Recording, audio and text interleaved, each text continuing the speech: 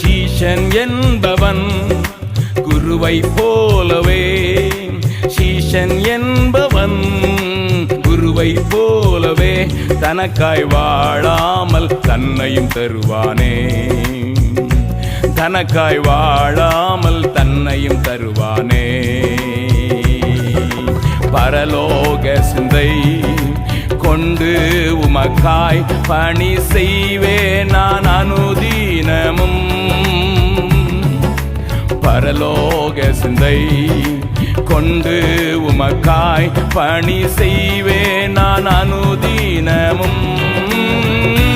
ஹல்லேலூயா ஹல்லேலூயா ஹல்லேலூயா ஹல்லேலூயா.